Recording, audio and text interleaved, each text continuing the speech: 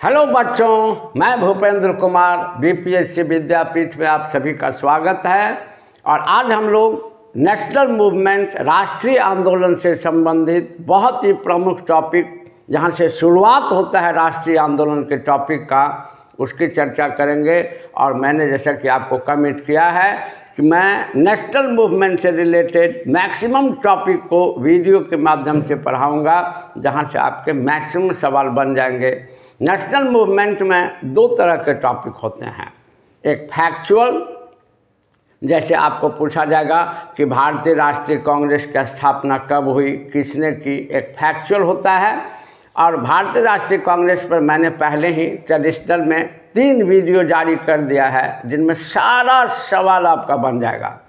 और दूसरा टॉपिक होता है बहुत ही तार्किक, जहाँ पर तर्क के द्वारा क्वेश्चन बनाए जाते हैं। और मैं आज आपको ऐसा ही एक तार्किक टॉपिक के बारे में बताऊंगा, जहाँ से आपके मैक्सिमम क्वेश्चंस बनेंगे।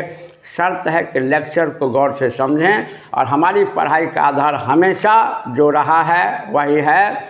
और ये पढ़ाई का आधार है एनसीईआरटी एंड एससीईआरटी। एक्चुअली दोनों का टॉपिक सेम होता है, दोनों के मटेरियल भी सेम होते हैं। और आज का टॉपिक है राष्ट्रवाद के उदय के कारण, causes of rise of nationalism in India. इसके बाद ही राष्ट्रीय आंदोलन की शुरुआत होती है। जब लोगों में राष्ट्रीयता की भावना आई, तब राष्ट्रीय आंदोलन की शुरुआत हुई।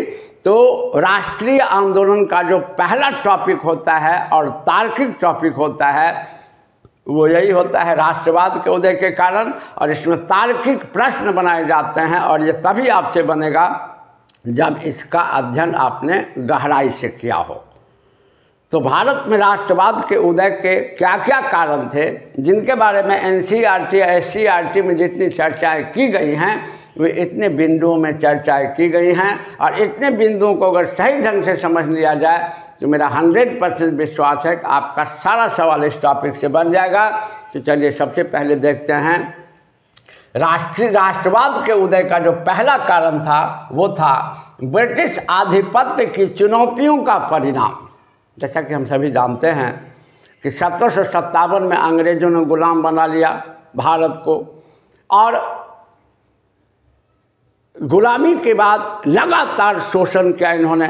भारत का लगभग हर वर्ग असंतुष्ट हो चुका था, हर वर्ग, चाहे वो किसान हो, चाहे वो मजदूर हो, चाहे वह शिल्पकार हो, चाहे वह पूंजीपति हो, भारतीय पूंजीपति हो, सभी के सभी असंतुष्ट हो गए थे। तो इनके आधिपत्य ने, ब्रिटिश आधिपत्य ने, गुलामी ने भारतीयों के समक्ष ऐसी चुनौतियां प्रस्तुत कर दी, जिनका सामना करने के लिए भारतीयों में राष्ट्रवाद का जन्म होना तय था। और राष्ट्रवाद का जन्म हुआ, और इसी राष्ट्रवादी प्रवृत्ति ने अंततः अंग्रेज़ों के किला को उखाड़ दिया। किसान इसलिए असंतुष्ट थे कि उनके दिमाग में था कि हमारे उत्पादन का अधिक से अधिक भाग लगान के रूप में अंग्रेज ले लेते हैं, तो हमारी दरिद्रता के कारण अंग्रेज बने हुए हैं। शिल्पकार और दस्तकार, इन्होंने सोचा कि अंग्रेज़ों ने बाज़ार में ऐसी प्रतियोगिता खड़ी कर दी है विदेशी कंपनियों से कि हमारा अस्तित्व खत्म होने जा रहा है। इस कारण शिल्पकार और ये दस्तकार असंतुष्ट थे। मजदूर, चाहे वो खदान में काम करने वाले मजदूर हों, बागान में काम करने वाले मजदूर हों, फैक्ट्री में काम करने वाले मजदूर हों, उन्होंने देखा कि मजदूर के हित में सरकार कभी काम नहीं कर रही है, हमेशा ब्रिटिश पूंजीपतियों के हित में काम कर रही है। और जब कभी भी हम मजदूर वर्ग अपने हित की बात करते हैं, इसके लिए आंदोलन करते हैं, तो ब्रिटिश सरकार पूंजीपतियों के फेवर में खड़ी हो जाती है, पूंजीपतियों के समर्थन में खड़ी हो जाती है और हमारा दमन करती है। भारतीय जो उद्योगपति थे या जो पूंजीपति वर्ग थे, वो देख रहे थे कि ब्रिटिश पूंजीपति के सामने चुनौती में हम लोग टिक नहीं सकते हैं, और अंग्रेज़ों का फेवर हमेशा ब्रिटिश पूंजीपतियों से है। जैसे एक छोटा सा उदाहरण लें कि भारत में जब रेलवे लाइन लगाई गई थी, तो भारतीय पूंजीपति से कर्ज नहीं लिया गया था, ब्रिटिश पूंजीपति से कर्ज लिया गया था ताकि इसका सारा लाभ उनको मिले और ऊंची से ऊंची ब्याज दर पर। तो भारतीय पूंजीपति वर्ग उद्योगपति जो थे वो सोचने लगे कि अगर अपनी सरकार हो, राष्ट्रीय सरकार हो, देश के हित की सरकार हो तो हमारा भी महत्व बढ़ेगा, हमारा भी उद्योग धंधा चलेगा, हमारी भी पूंजी का सदुपयोग होगा। तो ब्रिटिश आधिपत्य ने ऐसी चुनौतियां खड़ी कर दी समाज के हर वर्ग के समक्ष, इनको लगा इनका सामना करना बहुत ज़रूरी है और इसके लिए एकजुट होना, राष्ट्रवादी विचारधारा का प्रसारित होना बहुत ज़रूरी है। और इनके चुनौतियों ने लोगों के मन में भारतीय राष्ट्रीयता के प्रति लगाव को काफ़ी विकसित कर दिया। तो यह एक बड़ा कारण था ब्रिटिश आधिपत्य की चुनौतियाँ, जिसी का परिणाम था भारत में राष्ट्रवाद का विकास। इसके बाद देश का प्रशासनिक तथा राजनीतिक एकीकरण। अब देखिए कि 20वीं शताब्दी तक आते आते एक पॉइंट और याद रखें, कभी कभी यह प्रश्न हम लोग के सामने आ जाता है जिसकी चर्चा हम लोग करते हैं बराबर, कि भारत में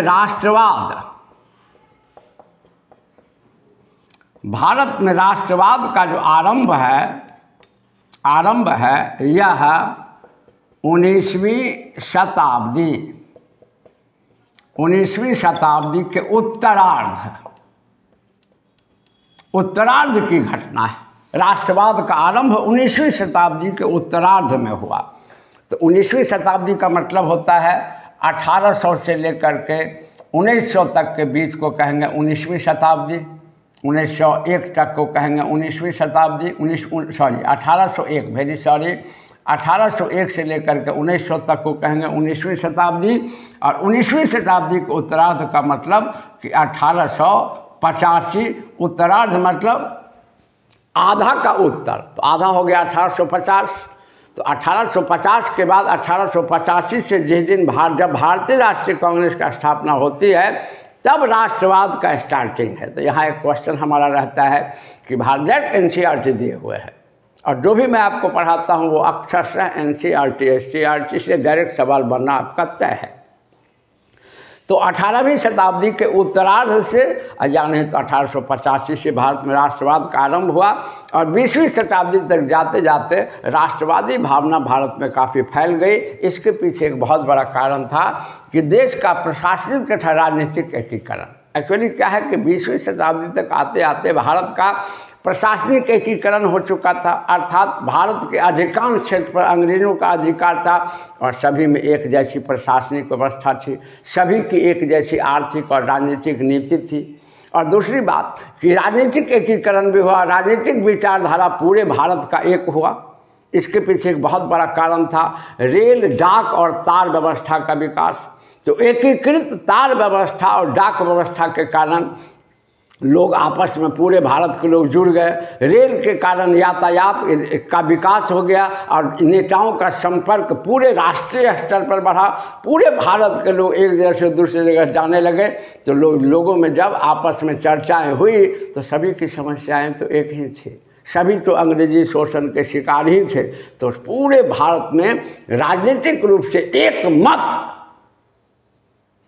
एक समान राजनीतिक विचारधारा का निर्माण हुआ और इसका राष्ट्रीय आंदोलन के विकास में बड़ा योगदान रहा।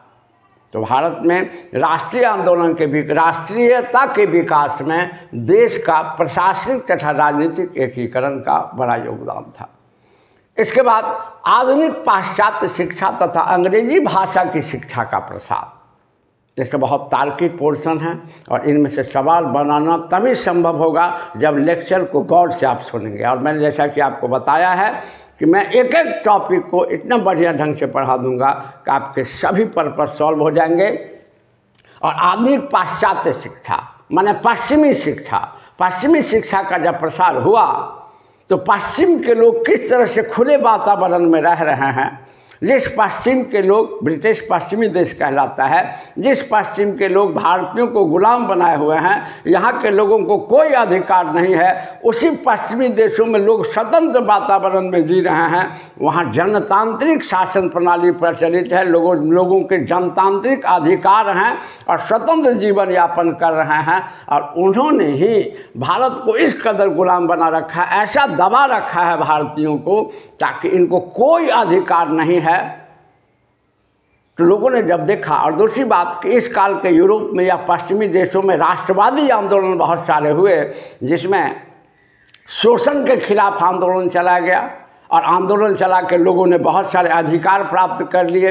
तो जो पाश्चात्य देश हमको गुलाम बनाए हुए था, उन पाश्चात्य देशों में जनतांत्रिक मूल्य का विकास हो रहा था, लोग स्वतंत्र वातावरण में जी रहे थे, आर्थिक, सामाजिक, राजनीतिक स्तर पर समताएं स्थापित थी।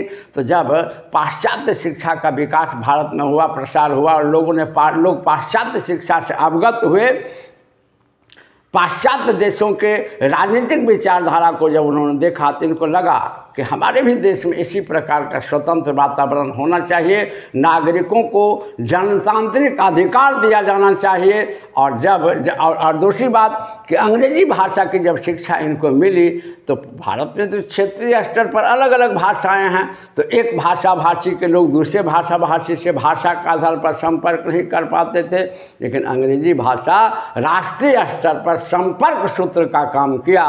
तो लोगों में वैचारिक आदान प्रदान के लिए एक कॉमन भाषा मिल गई अंग्रेजी, वैचारिक आदान प्रदान हुआ। और पाश्चात्य शिक्षा के अध्ययन से शिक्षित वर्ग ने देखा कि भाई पश्चिमी देश में इस तरह से खुला वातावरण है, जनतांत्रिक मूल्य वहाँ प्रचलित है, सामाजिक, राजनीतिक, आर्थिक स्तर पर लोग एक हैं, तो भारत में क्यों नहीं। तो इन्होंने भी इस बात पर जोर डाला कि भारत में एक समृद्ध और जनतांत्रिक सरकार की स्थापना होनी चाहिए, स्वदेशी सरकार की स्थापना होनी चाहिए, ताकि भारत में भी जनतांत्रिक मूल्य का प्रसार हो। और इस भावना ने लोगों में राष्ट्रीयता की भावना को कूट कूट कर भर दिया। लोगों को लगा कि अपना शासन, अपनी सरकार हो तो हम भी स्वतंत्र वातावरण में जी सकते हैं।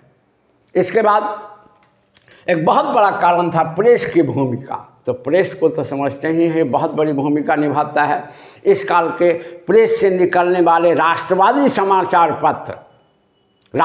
समाचार पत्र में जैसे अल हिलाल, अल बिलाग, नेशनल हेराल्ड, नवजीवन, ये सब महत्वपूर्ण समाचार पत्र थे जिन्होंने, और साहित्य की भी रचना की गई, राष्ट्रवादी साहित्य की रचना।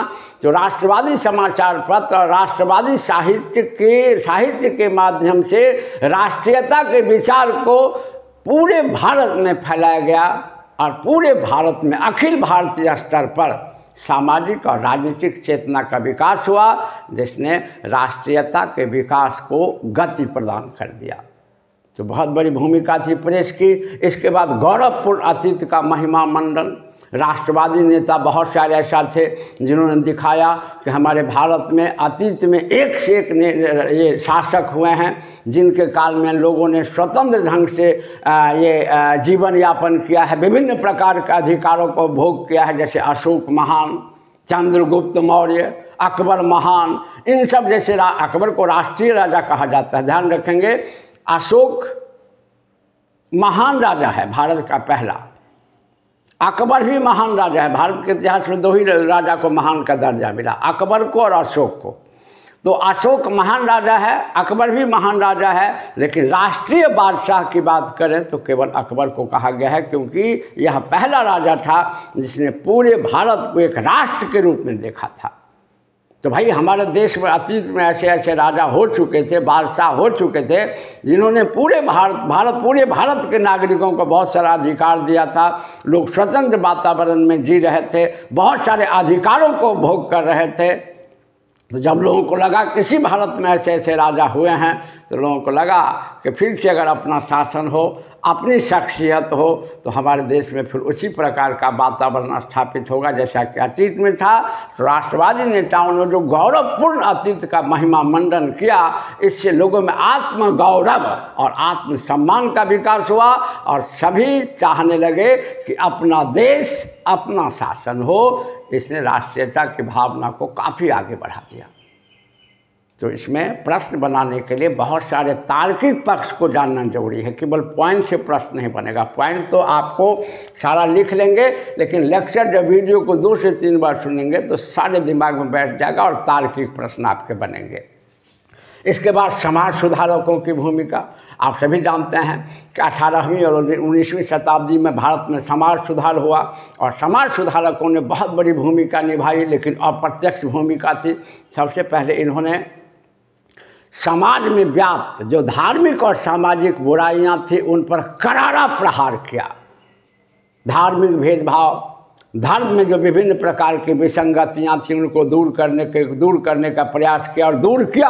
और समाज में जो विभिन्न प्रकार के भेदभाव थे, जातिगत भेदभाव, जात पात की परंपरा, लिंग के आधार पर भेदभाव, स्त्री पुरुष के बीच भेदभाव, तो जिस समाज में ज़्यादा से ज़्यादा भेदभाव हो वो समाज कभी संगठित नहीं हो सकता। वो समाज बिखरा होता है और बिखरे समाज के पास शक्ति हो नहीं सकती है, विरोध की शक्ति हो नहीं सकती है। तो इन्होंने धार्मिक और सामाजिक बुराइयों पर कुठाराघात किया और समाज को संगठित रूप प्रदान किया और साथ साथ प्राचीन भारतीय संस्कृति का उत्थान भी किया। इससे भारतीयों में समाज में तो संगठन आया ही और भारतीयों में आत्मगौरव का भी विकास हुआ। और इन सभी घटनाओं ने भारत में राष्ट्रीयता की भावना को काफ़ी आगे बढ़ा दिया।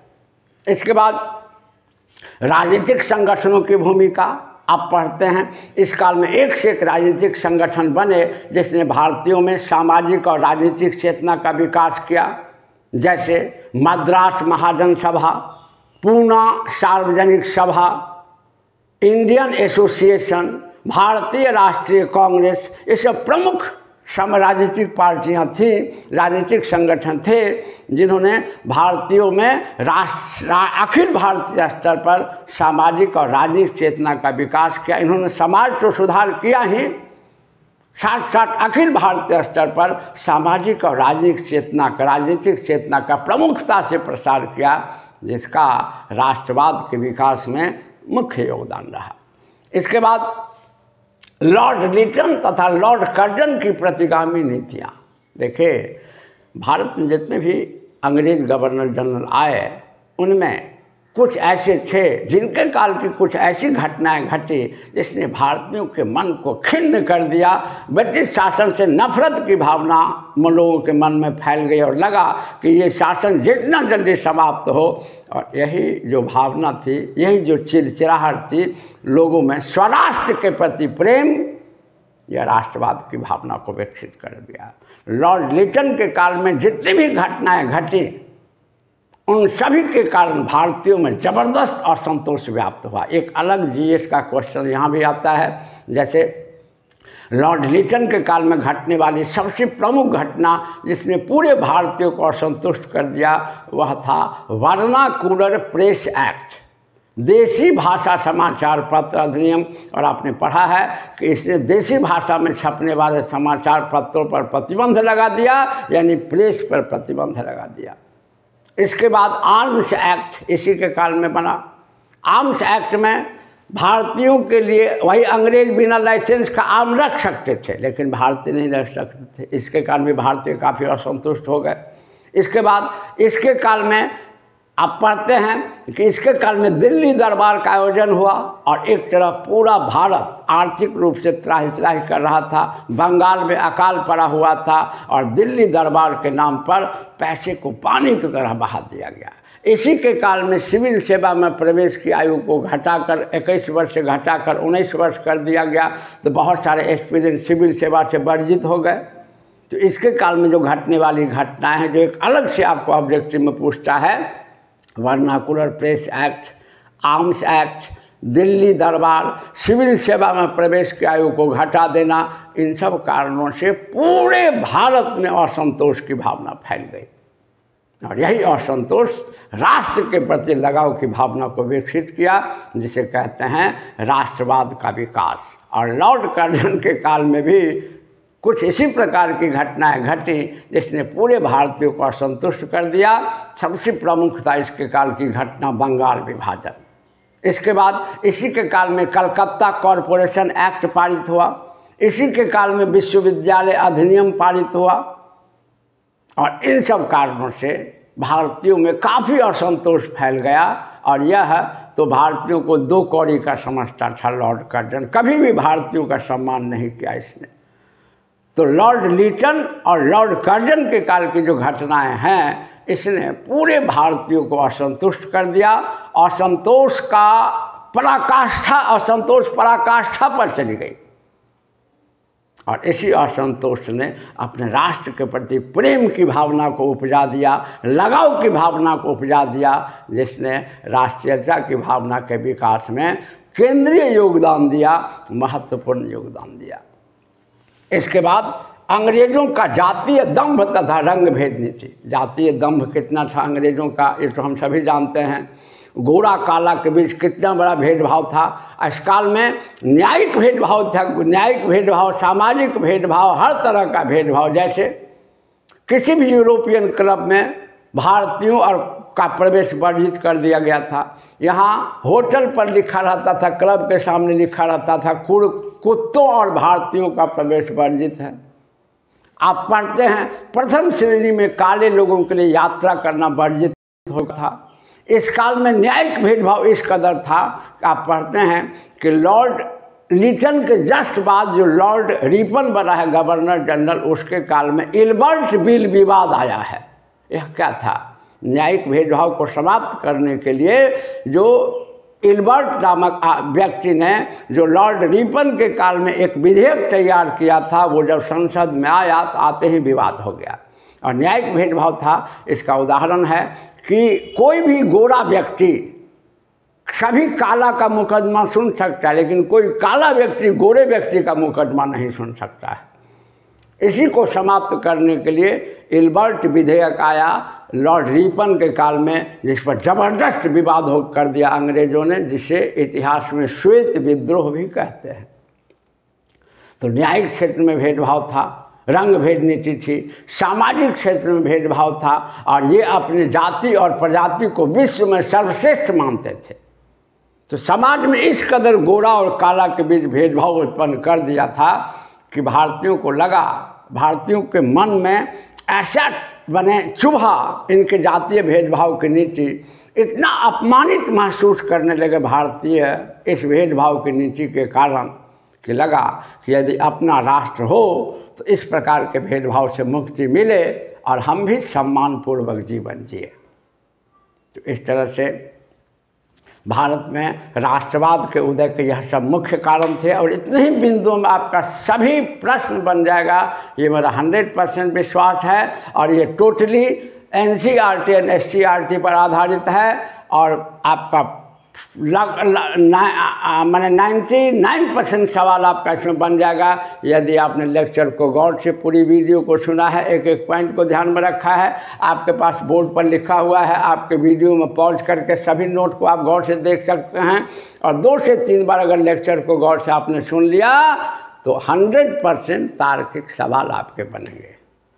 और आप चैनल को सब्सक्राइब करें, वीडियो को लाइक और शेयर करें, और फिर इसी प्रकार के उपयोगी वीडियो को लेकर के फिर आगे उपस्थित होऊंगा। तब तक के लिए धन्यवाद।